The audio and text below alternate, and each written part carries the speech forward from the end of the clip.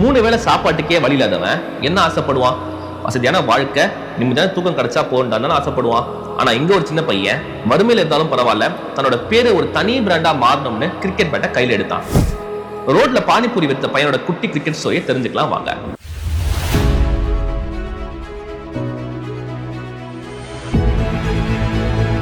வட இந்தியாவில் ஒரு சின்ன கிராமத்துல பிறந்தவன் இந்த பிஸ்வால். அவன் அப்பாவை பார்த்து கிரிக்கெட் ஆட கத்துக்கிட்டான். அதிரடி ஆட்டக்காரன பிஸ்வாலுக்கு அந்த ஊர்லயே அவன் விக்கெட் எடுக்கிற தைரியம் எவனுக்கும் இல்லை. இதையெல்லாம் தாண்டி கிரிக்கெட்ல பெருசா சாதிக்கணும்னு ஆசைப்பட்ட பிஸ்வால் 10 வயசுலயே தனியாளா மும்பைக்கு போனான். அவ்வளவு பெரிய சிட்டியில தங்க சின்ன இடம் கூட இல்லாம பயங்கர வறுமையில கஷ்டப்பட்டாலும் கிரிக்கெட் ஆடுற வெறி மட்டும் அவனை விட்டு போகல. ஒரு நாள் காலையில எதேர்ச்சியா பிஸ்வாலோட பேட்டிங்கை பார்த்த ஒரு கோச், வா என்னோட டீமுக்கு வந்து விளையாடணும் ஆஃபர் கொடுக்குறாரு. ஆனா அந்த சின்ன பையனும், நான் விளையாடணும்னா நீங்க எனக்கு தங்க ஒரு இடம் கொடுக்கணும்னு தில்லா கேட்டான்.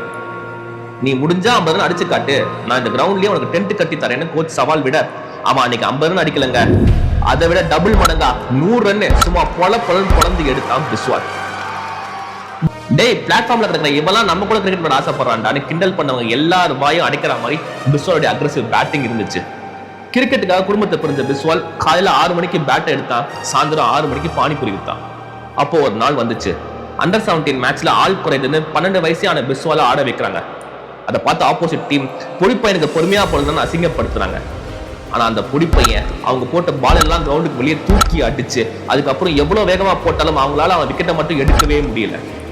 கடைசியில பொடிப்பையனா இருந்த பிஸ்வால் ஒரு பெரும் மாவீரனானா. மேட்ச் முடிஞ்சு சந்தோஷமா டென்ட்டுக்கு வந்த பிஸ்வாலுக்கு பெரிய அதிர்ச்சி காத்திருந்துச்சு.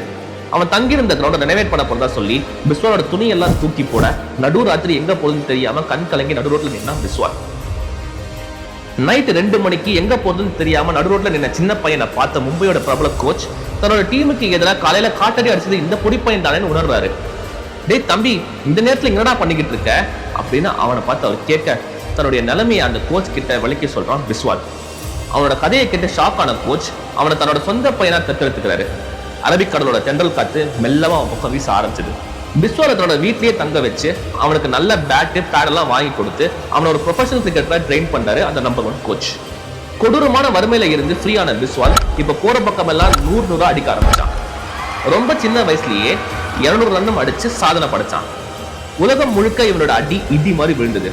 அன்னைக்கு 10 ரூபாய்க்கு பானிபூரி வித்தவன் இன்னைக்கு பல கோடிக்கு அதிபதியா கிரிக்கெட் உலகின் ராக்கியா வாழ்ந்துட்டு இருக்கான் இந்த பிஸ்வால். உங்களுக்கு என்ன ஆகணுமோ அந்த விஷயத்துல மட்டும் போக்கஸ் பண்ணுங்க.